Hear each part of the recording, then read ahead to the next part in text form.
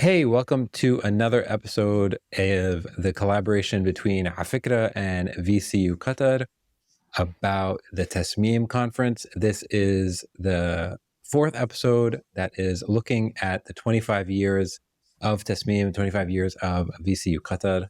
With me today is Simone Muscolino and Maysaa Almumin, both of whom are professors at VCU Qatar. Simone and Maysaa, welcome to the episode. Thank you. Thank you so much, Mikey. Good to see you again. Great to see you. Okay.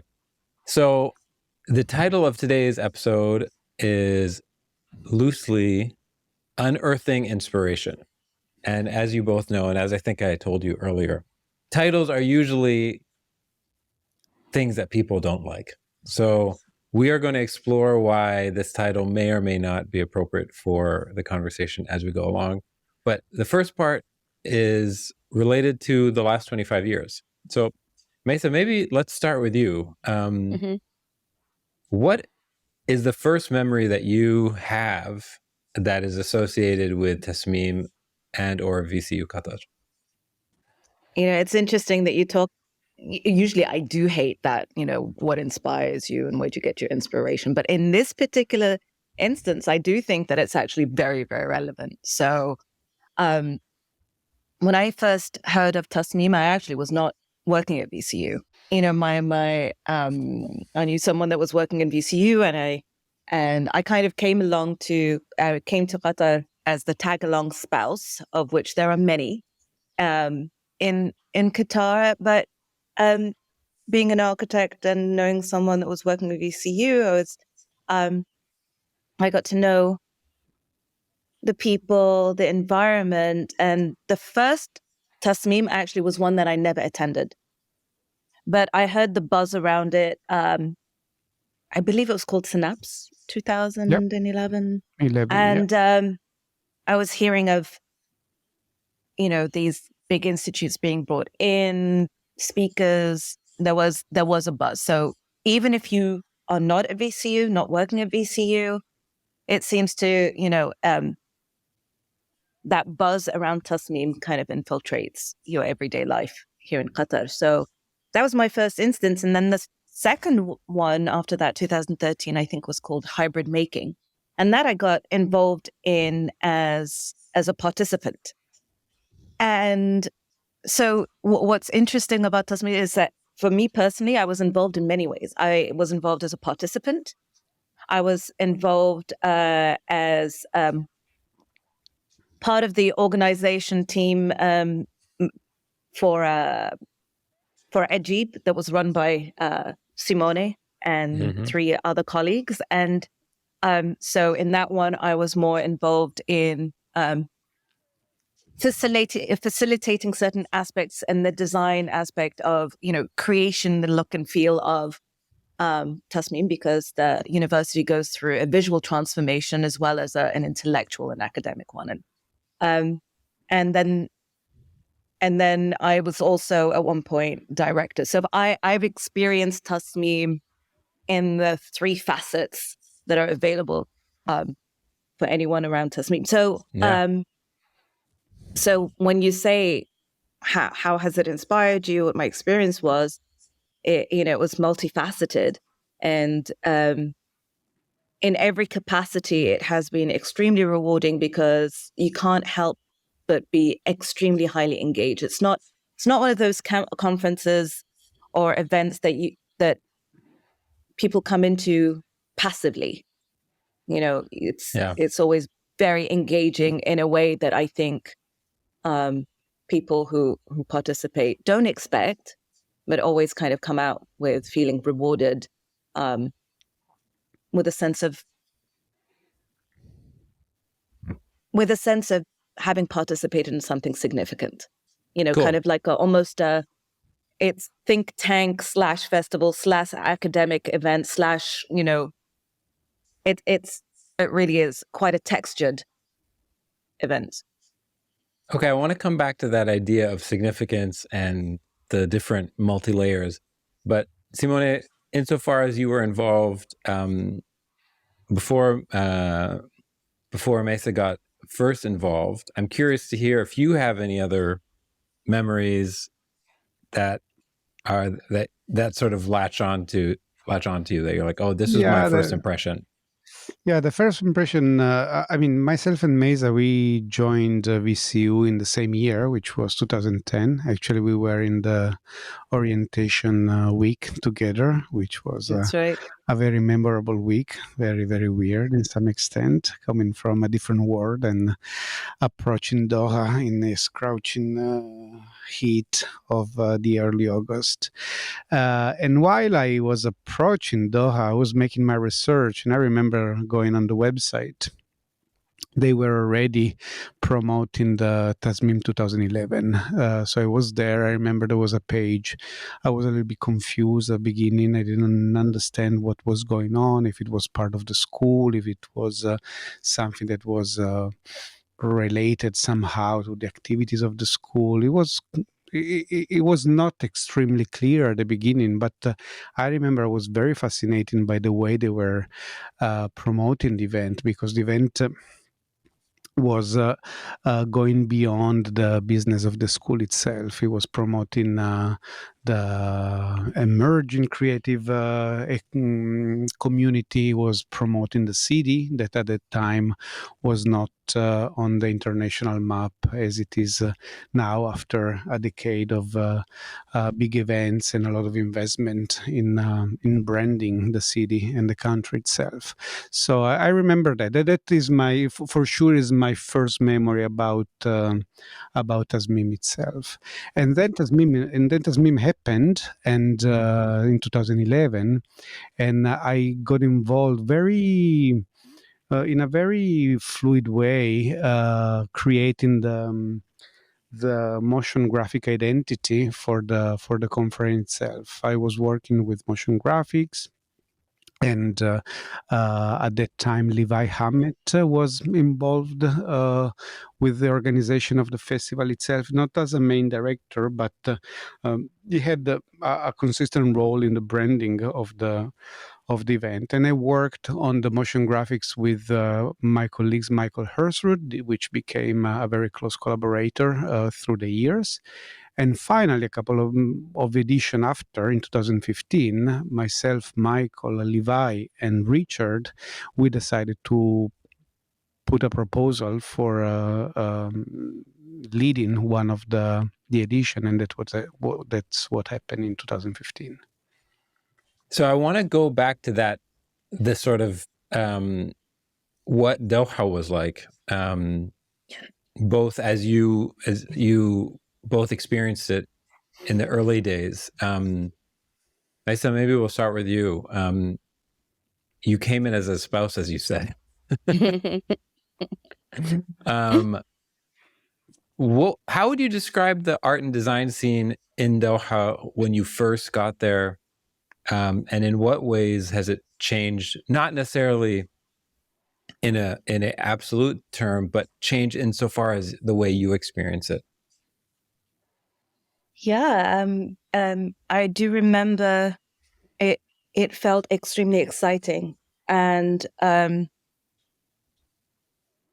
not a tabula rasa, but a place with the potential for huge growth, and a place where all that exploration can take place. Here was a city and a country, with a huge vision. And actually, it was the first year we were here that it was announced that Qatar won the bid for the 2022.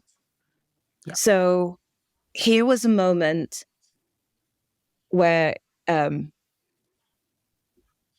thinking big, planning big. These aren't just empty words, but this is a place, where those things can come about, that they are possible, that there's the people here with the ambition, with the desire to do that. And I think I experienced that firsthand as well, because I was an architect by training. I had some very minimal academic experience, but I came here And so you hear things about Tasmeem, you hear about what's going on in VCU, you hear about the Doha Film Institute, you hear about Tribeca Film Festival at the time, which then, was stopped, and then Ejal came along, and it seemed, here, as the tag along spouse, I could,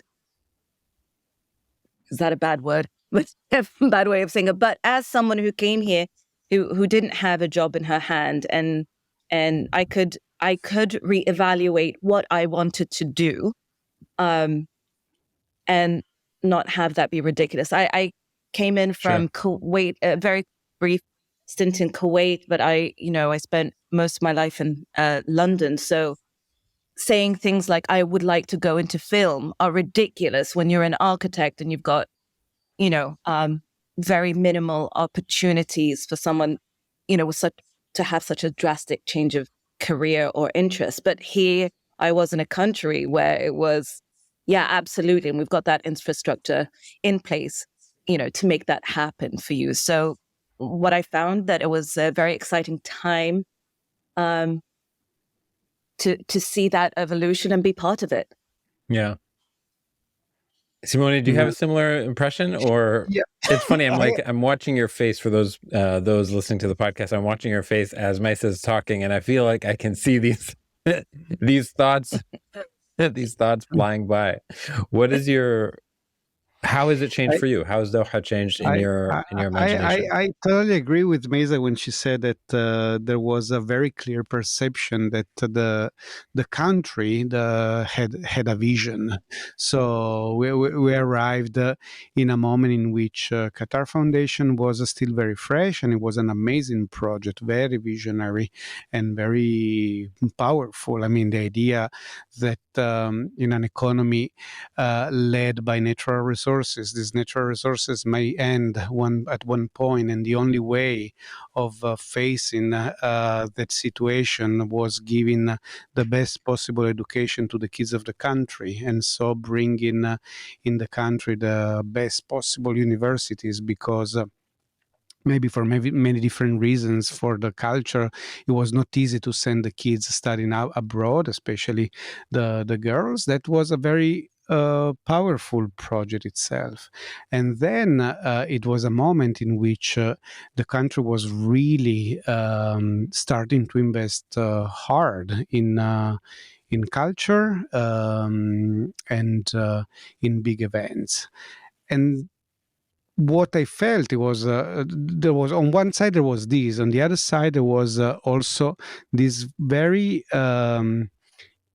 crisp sense that was a time of opportunities. I was coming from Italy, working between Milano and Torino, where the competition in the creative economy was brutal, and while here everything was starting, and you really felt that with a couple of steps in your network, you could reach decision makers that could help you to make whatever kind of proposal you had in mind. And budgets were big, and it was very exciting.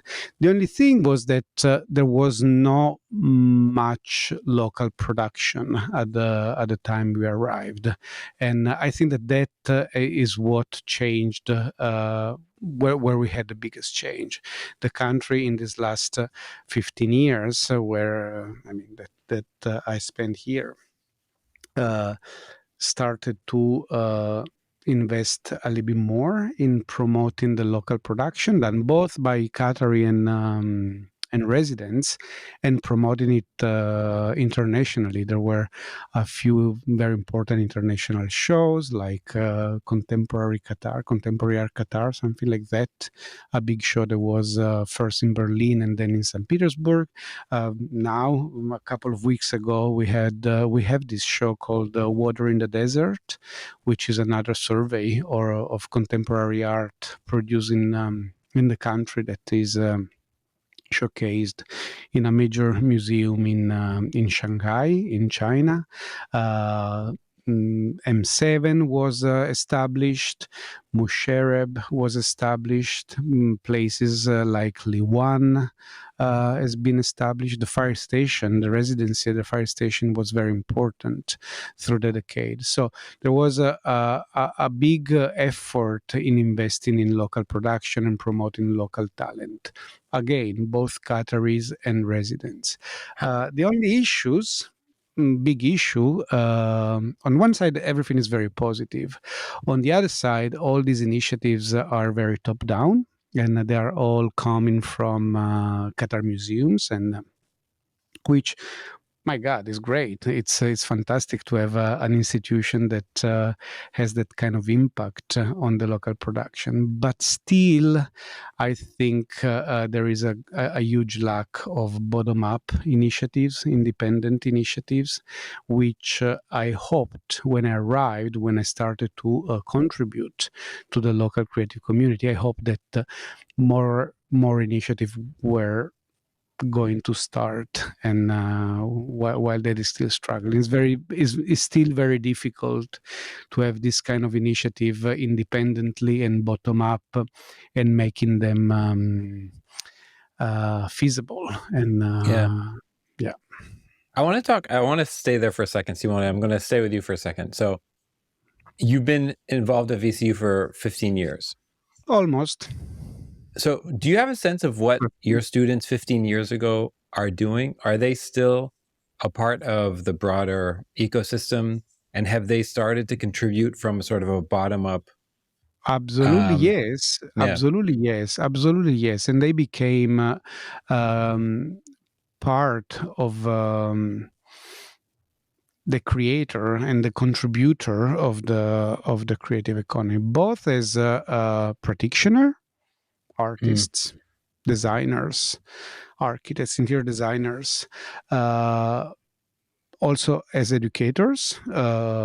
Actually, we have both myself and Maysaa, we work in the Art Foundation program, and one of our colleagues, full-time faculty, is an alumni of the school, and we work with, and she's not the only one in the school itself, and we work with alumni as TA. These TAs have their own practice. We support them. We collaborate on our research endeavors, etc., etc. For sure, there is a clear contribution in what we have done, and I think that one of the reasons why I am still here and I'm not looking for opportunities elsewhere is that there is this huge sense of achievement that working here gives compared to the similar situations I experienced in the past abroad. Here you can really feel that you are contributing to something. But the bottom-up situation, even if our alumni contributes heavily to the to the creation of the content that characterize the creative economy here in Doha, still they are commissioned top down. It's very difficult that ideas and projects are independent and get successful without the support of some bigger institution. And I think that is the main issue of an healthier creative industry. Maysaa, you agree? I agree, but I do also like to keep in perspective the fact that, for example, VCU is 25 years old. So in terms of a creative industry, it's 25, around that, like the local creative industry or the contribution in terms of it's 25 years old. And I do feel that the change is palpable now. Maybe I'm feeling extremely hopeful because I even just had a meeting just today with, let me plug this in, Qatar Studios, who, it's a production company that is run by Qataris. And I was called in and we were discussing specifically, how do we encourage your students to recognize that there are careers that they can take, from interior design, graphic design, painting, printmaking, and all the majors that we have, and kind of bring them in to a career here in film production, commercial production, music production, and all of that. So, and in that sense, going back to kind of feeling that excitement that we are active, and it's the reward is palpable. Is that when you become, when you come face to face with someone saying, this is where your students can come in, and this is how we can grow, and you kind of see it and it's visible, and you're part of it. So I have faith that we're maybe on a cusp right now where what Simone is saying is extremely true and has been extremely true, but slowly and surely things are changing. Okay. So I think we're going to see a lot more of alumni kind of taking on roles where they are the job creators. They are a lot more active in the industry. I'm curious about both of your works, like the way you approach your practice. I'll come back to the 25 years in a second, but like Maysaa, you were a practitioner before you became an educator, right? And Simone, Yes. same for you as well. So in many ways, we've been talking about how you've observed the impact VCU has had on the broader community, but I'm curious about what sort of impact being in that community has had on your work and your practices. Maysaa, let's start with you. Yeah, so like, try to explain it, and maybe let's, for the listeners who are not as familiar with your work, maybe give a one sentence description of what somebody might think if they saw you, like, oh, that's Maysaa, right? What would they think? How could they most easily describe your work, and how has being at VCU influenced that work? Right. Wow. I don't know what it looks like from the outside, but from the inside, I can tell you it's because of the many shifts that I've had. I'm reluctant to say this is where I am, but I can tell you where I am now. Sure. So I'm trained as an architect from the UK. I practiced architecture in the UK. I'm from Kuwait, so I practiced a little bit in Kuwait. I taught a little bit in Kuwait University. So along my practice, academia has been there in one format or another, whether it's, just small adjunct positions until I came to VCU. And I'm one of the lucky ones that has been in quite a few positions at VCU in adjunct and waiver positions. So I've taught in the interior design department. I've taught in art foundation in 2 different stints, and this is where I am right now. I've taught a little bit, a course or 2 in the MFA. So this is why I say even in academia, I'm kind of shifting, but I also, in later years, became a filmmaker. So what I do now, and that's how I know you. So if I'm on the outside, I know you as Maysaa the filmmaker. Yes. Yes.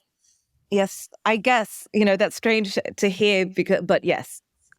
So, and I do know for a fact that was, that evolution of where I sit in my creative practice, has a huge, that VCU has a huge part in it. So Simone is actually my boss, right?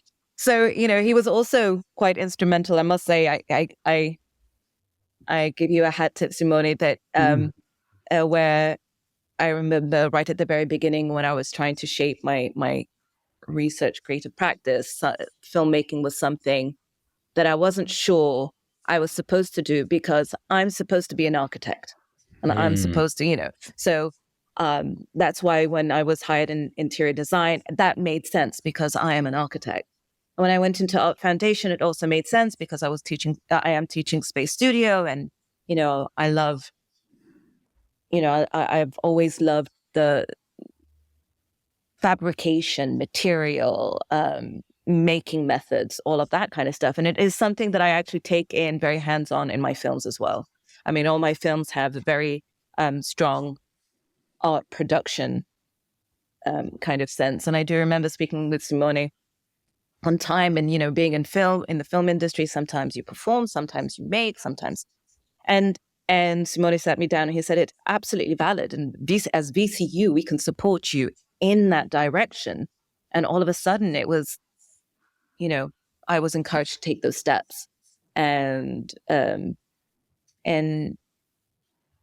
research needs a lot of support, or practice needs a lot of support. I mean, especially when it's in the academic realm, and we do have the privilege of getting institutional support. And there's, it's structured. The faculty is kind of supported in.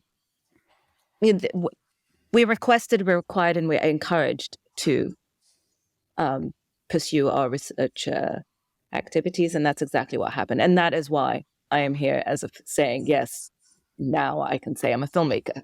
Yeah, definitely. A legit one, yeah. Yeah.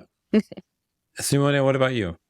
How has your practice been shaped by your time in Qatar and your time at VCU? Yeah, it's curious because myself and Maysaa, we share a lot, and I was trained as an architect too. I studied architecture, but I never practiced it. And while I was studying, there was a lab that was unknown and new. That was a multimedia lab, and there I learned how to shoot and edit videos and films. And I specialize myself in making videos for architects. And in the meantime, I worked also for the independent cinema scene that was pretty big in Torino, my hometown, during the 90s. And then I work also in advertisement because there was a better money than the independent cinema scene. And I specialize myself in motion graphics, video editing, video shooting, and all of a sudden I start teaching students how to use audiovisual tools to express their ideas and their projects. So that's what I've done for a long time. I work with audio and video. And slowly, gradually, I just focused my interest on the audio part. And now it's been a few years, around 5 years, that I focus mainly and almost only on sound research. So I describe myself as a sound explorer, from electronic music to sound art installation, whatever, wherever there is an opportunity to make use of sound, we're exploring it. And I run one lab that is called Sonic Jill with my colleague Michael Ersrud, the same one I started to collaborate in 2011. And we are having a lot of fun, and also we are getting some good projects by ourselves and collaborating with both students and members of the local community interested in sound. And one of the collaborators is also talking about the resources. Yeah, exactly. Yeah. So, it's interesting because as you're talking about all of this, the other thing I think we've become extremely lucky with is with all our individual growth, we have opened up more opportunities to collaborate with each other. For example, I collaborated with Sonic Jill, with Simone and Michael Hersrud on creating sound for my last film that I shot. So it's kind of like, the strength the strength just multiplies with the growth of the university and the faculty and the. But just completing also a little piece that I left away from your question. The experience I had here in the last decade changed completely the way I see the world around me and I do my work. Not only there was this huge life opportunity of jumping from one universe to another universe, because this was a completely different context. I'm Italian. I grew up in Italy. I collaborated. I was educated, and I started to work and collaborate almost only with Italian, and all of a sudden I found myself and my family in the Middle East working for an American institution. And I don't know if the cultural shock was bigger within the Middle Eastern side of the experience or the American side of the experience, but everything was totally different. And I had the huge lack of being surrounded by amazing colleagues and people that was looking at what I was doing in a different way, even having similar journeys. And I have to say that I think, let me say that, even if it sounds a little bit not, I don't know if it is right or not, but I feel I'm a much better person now, and I do a much better work. And I mean, my work is way more complete now than how it was before coming here. I feel blessed to have the possibility of being surrounded by all these people. Also inside the school, because even the department, I'm a faculty, but I manage their foundation, so I had the privilege of having constant conversation with the faculty, like Maysaa, but not only Maysaa. We have Hadi Ramar, we have Ryan Brown and Jesse Payne, Nathan Davis, and all of them, they are amazing practitioner. And while I listen to them, giving them a little bit of therapy, which is more therapy than else, and we help each other just to make our thoughts a little bit clearer and in the direction. And but at the same time, I learn a lot. I learn a lot on how they look at their practice, how they make their work, how they promote their work, how they create opportunities. So it was incredibly. It was a life-changing opportunity to work with these people, and I really feel blessed about that. That's nice. That's a nice thing to say and to hear. Yeah. But it's true, Maysaa. Come on. I feel the same. No, likewise. It is true. And especially since, being in the art foundation is a little bit different than in the other departments, because we don't have a particular discipline. So we're very diverse in terms of our interests. So, you've got... Can I, before you keep on going, Maysaa, can I ask just a basic question? For somebody listening, why does a university have an art foundation? What does the art foundation do? Ooh, we it's... I've always said that sometimes it's good to revisit that question, a question over and over again, even when you think you know the answer.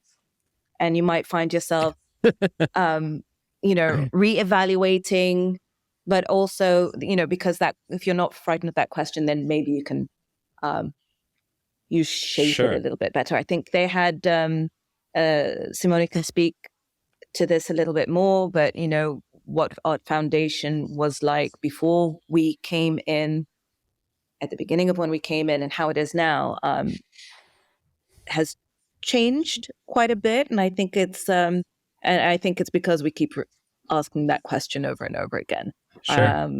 So why would one need an art foundation? Or what did they do? Yeah, what is Art Foundation? Art in Foundation the context of a university? Is the first year common to all the students. All the students that join our art and design university, they have to go through 1 year of our foundation before picking a BFA program that is more specialized in some topics and disciplines. We have graphic design, interior design, pen and printmaking, and we will have starting next year a new program, a media program called kinetic imaging. So our foundation has the huge privilege of not being discipline oriented. So we expose students to a lot of different way of thinking and making without being influenced by a specific industry. Yeah. And while they learn a lot of tools, making strategies, way of thinking, they also try to understand a little bit better who they are and what they want for their future. Yeah. I feel like that approach and that general educational philosophy is evident when you come across Tasmeem as a conference.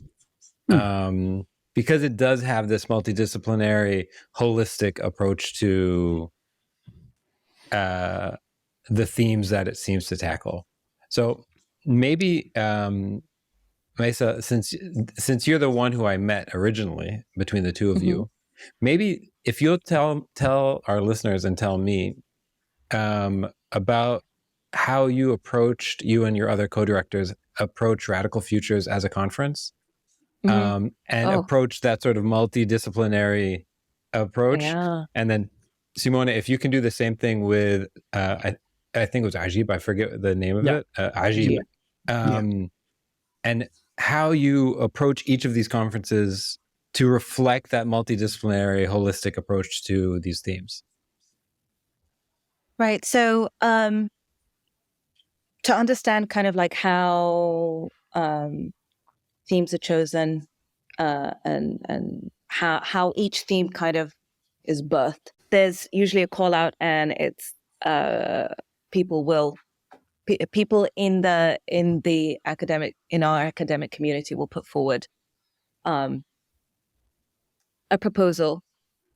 One can't help but, when someone does that, kind of take in their own personal interest in kind of shaping what the themes or the question or the proposal is. And so Radical Futures, which was the one that I was involved in, was the seed came from a class that Basma Hamdi and Daniil Emin, so who are two of the other co-directors, along with Diane Doe.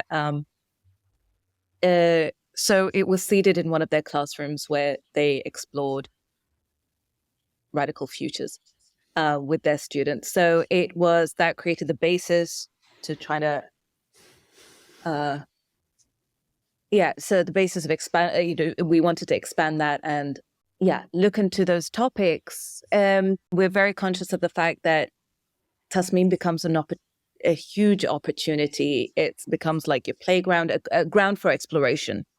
So you want to see it all, do it all. In our particular one, we knew that one of our core values that we wanted to implement was having extreme diverse voices. So and to also, so while we look across the globe, we also wanted to look in and see, what was happening in the region. And it was we had a focus of the idea of amplifying voices that weren't our own. And so as that, even though the four directors went ahead and searched for people that were interested or had a focus in Radical Futures or addressing the issues that we were looking in, we also wanted to make sure that it was not only our curatorial vision. And that is why we looked at the region and the diaspora of the Arab countries to see whose voices were quite loud. Oh, sorry, my dog is barking right there. Speaking of quite loud. Yes. Yeah. So that is why we goodness. All right, we're quiet now. So we had the opportunity to look, ask for external contributions. So instead of us kind of choosing how this thing looked, which we did, we also collaborated with other directors, curators, I would say, like Mohamed Shahid, Ingrid Lafleur, Roshin Toponi, and also calling in afikra.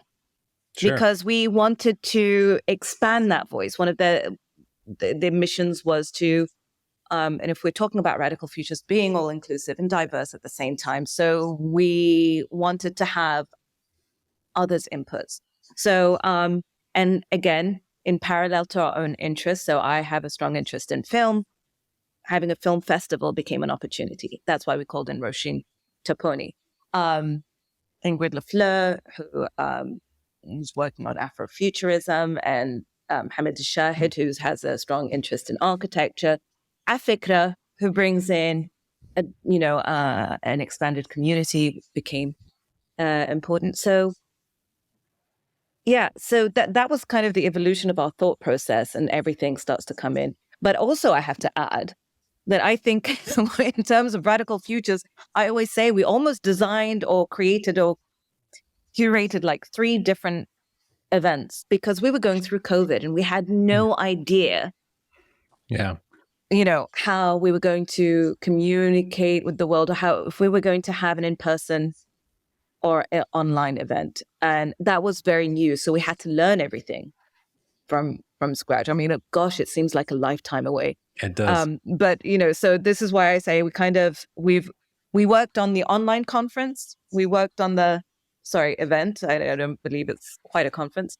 The online event, the in-person event, and then the hybrid one that actually transpired at the end. Yeah. Simone, what about you? How does that differ from your approach? Yeah, well, I have to say it was pretty different. We didn't have a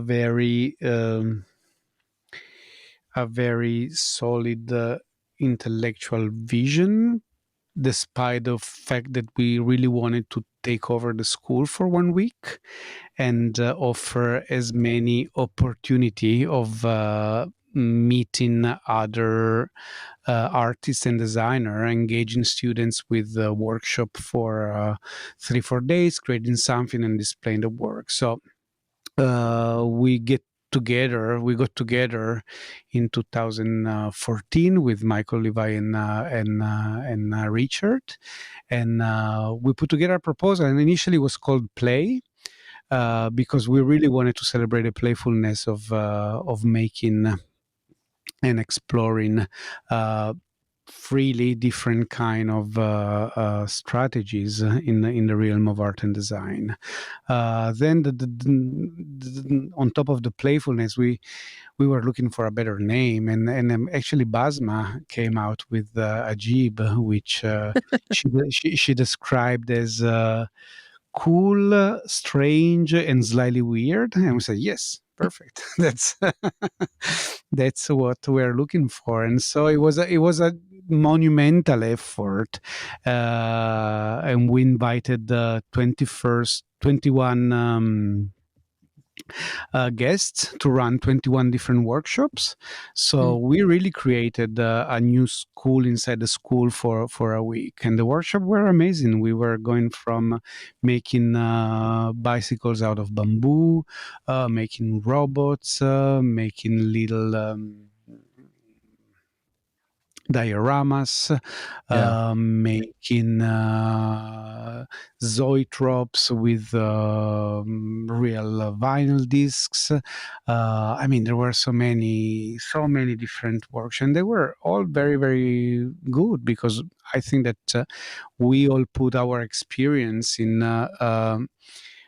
designing and delivering little projects with students. So we worked very, very hard with all the guests, and it was a very successful way of engaging students with this kind of experience and exposing them to a different way of thinking and learning with people that are not part of their daily life in the school. And that was the main core of our event. Then we had guests. Some of the guests giving workshop were giving lectures. So we had these short sessions called shawarma sessions, which were pretty successful too. We introduced short form of talks in Tasmeem. Tasmeem was characterized by the usual long talk, the 1 hour long talk, and I think that we wanted to work more on the TED format. So the majority of the talk were around 15 minutes, and then we had some big names that had more time, but it was a very dynamic experience, and it was really centered around the idea of making and exploring. I want to ask you, you used a word a few times, success. You said successful many times. Did I? You did. Oh, Is it possible for this is becoming therapy now. Yeah. yeah, yeah, exactly. We're gonna jump. If you'd like to lay down, feel free. Is it possible for Tasmeem to be a failure? Any specific conference? And if it isn't, or if it is rather, what does it look like for it to be a success? How can you walk away from a conference and say, or an event and say, that was really successful and this is why? I think that one of the main parameters is how much people remember after several years, the different kind of editions. Not all the editions are remembered in the same way. And that's might be one parameter. The other parameter is, again, how much the guests remember their time there. I still have people writing me now after 8 years, remembering the experience there and asking if there are other opportunities to do it again. Yeah. The engagement of the students, the way the students bring what they've learned during the conference into their day-to-day activities, which can be more or less explicit, but sometimes it is explicit, and you can see it. And how the community reacts to it, how they engage and get involved, and I think those are the parameters of the success of an event like that. Yeah. Maysaa, when you think about the longer term legacy of any single Tasmeem, or VCU more broadly, like what is at stake? What is really the legacy of the work that you guys are doing? You see, for me, Tasmeem has always been, and this is why I'm reluctant to use the word, any word to describe what, like, I don't use the word conference. I don't, it's been described as a festival before, an event, but that it's the experience of Tasmeem. So every time a Tasmeem happens, every 2 years, the classes shut down. The whole school shuts down from its academic activity, daily academic activities, and then the school is visually transformed, and then this experience happens, and then it becomes almost like a revival, like a moment of regeneration. So you regenerate and you revive explorations, discourse, play, exchange, creative exchange, all of that. And you kind of get, and you take something, I mean, like Simone said previously, you kind of take something with it. I mean, we've experienced it, we kind of change. And I'm always, after every experience, kind of thinking about the talks, the workshops, the events, the performances for days afterwards. And it kind of really injects you with a kind of energy to be that, to explore, be that adventurous with your own practice. So we kind of get a dose of that every 2 years. And it's necessary to keep doing that. To maintain that. I mean, like especially being in Doha, where yes, we have a lot going on, but someone needs to actively go out to seek out that creative discourse, exposure, and all of that. While, if you're in London, you just have to go down, the tube and see all the posters on the, down the tube to kind of get a sense of what's going on in the city. But while here, it's kind of more of an active action. So the fact that we are lucky to be in a place like VCU, which has Tasmeem, And it, because we're a small community, it kind of it resonates with the community in a very direct way. So I think that consistency is very necessary, and I think I know I always look forward to the next Tasmeem, and I think if our community can have that to look forward to, then I think we've done a good thing with Tasmeem. Okay, last question, or one of the last two questions. If your students were here, right? The foundation students, and they were asking you, what are the major challenges that the structure of the university right now is not addressing, that you hope to can be filled by these extra events, right? These more agile sort of interventions like Tasmeem. What are some of the things that the entire profession, entire industry globally is struggling with, that you're like, yeah, right now the academy and the university more broadly is struggling to deal with this? But that's why we have festivals like Tasmeem, because those are places where we can sort of fill in some of these gaps. Simone, I'm going to start with you. Yeah, I think that it's an interesting question, and despite the fact that we are all experiences huge change in how knowledge is distributed and education is developed and taken. Universities are still very old animals in some extent, and the structures are still related to a time that was completely different from nowadays. So for me, one of the biggest issues we have as a university are the degrees, the programs. Students have to choose a program which is related to a specific industry, and despite the fact that many of them, I would say most of them, they would like to have experiences in many different areas that are present in the school. They still don't have so many opportunities because the curriculum are locked, because they have to take the core studios of the major they chose, because the elective are still related to the major itself. And events like Tasmeem, in some extent, is interesting that you got this connection, as our foundation are a little bit more free in terms of exploring way of thinking and making. And that's something that for sure can contribute to the nature of the school itself, giving that kind of opportunities that students are looking for, but they don't find in the program themselves.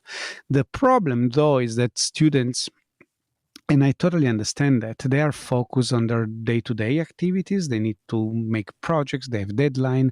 They have submissions. So they struggle a little bit to see the big picture. And sometimes they realize what Tasmeem is only when Tasmeem happens. While I think that or ends. Or ends, exactly, yes. Yeah.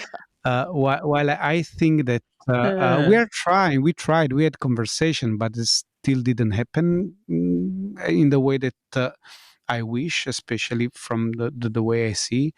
I really hope that Tasmeem was a stable institution inside the institution, that maybe every 2 years there is the big event, but it's something that is always there. There are people committed to Tasmeem continuously. There is a Tasmeem office. There are events throughout the year that are branded Tasmeem, and a students that comes to VCU can perceive Tasmeem as a companion of their journey throughout all the years that they study in Tasmeem.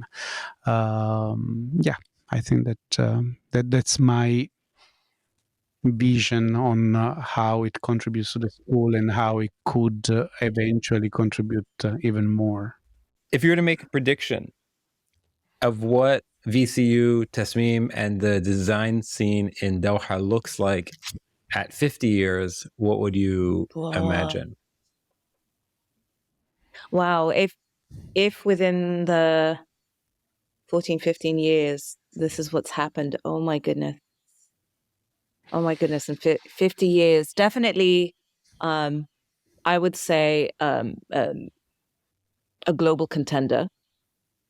I do think that Qatar Foundation, VCU, and all the creative institutes that have been established right now, the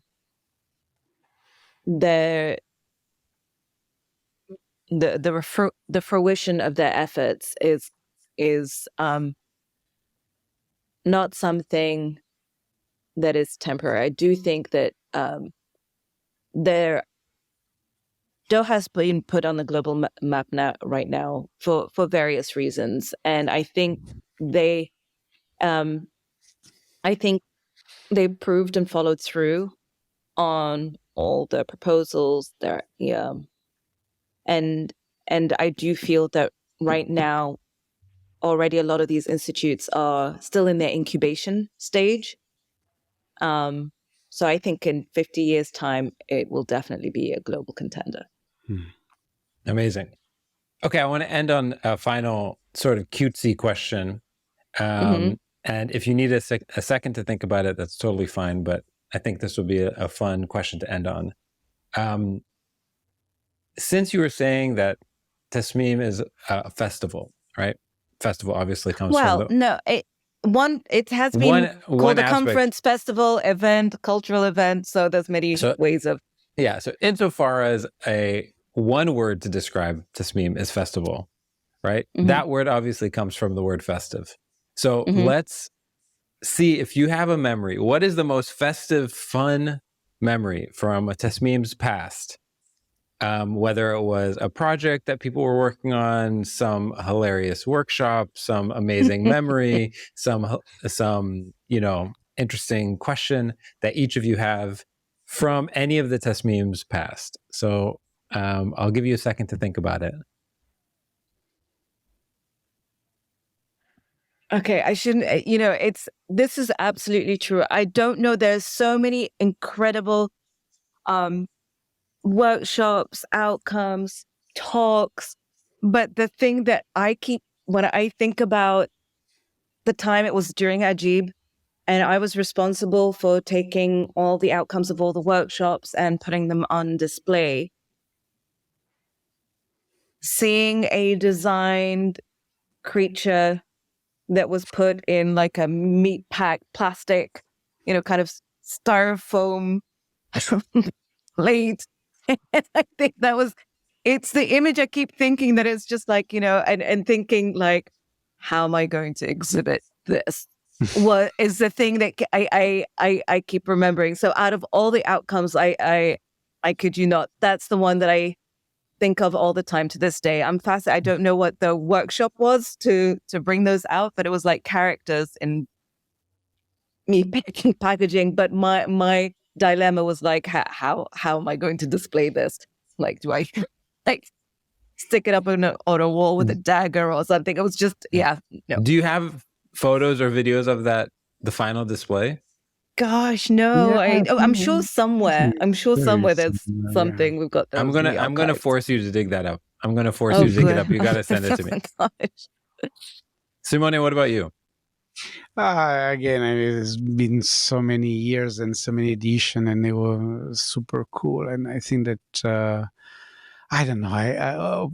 One of the funniest memory is probably when we wrapped up Tasmeem 2015 Ajib, and we organized a ginormous trip to the sand dunes, which are south of Doha, and it's 45 minutes drive from Doha, and and in the parking lot of the school there were 40 Land Cruiser waiting for all the guests, and it was surreal to have this caravan of white Land Cruiser driving all the international guests to the dunes, and we brought to the dunes some of the pink inflatable that were. There was Alberto Iacovoni, which is a great Italian architect that worked with us after Tasmin for a year. His workshop was to build a big dome out of big pink inflatables, the one that you use to swim, not to drown if you are not able to swim. And we brought some of those in the desert and seen all the la creme de la creme of the art and design, international art and design scene sliding down the sand dunes on pink inflatable was quite remarkable. So that's a nice memory that I still keep with me. And I have photographs if you want. Yeah.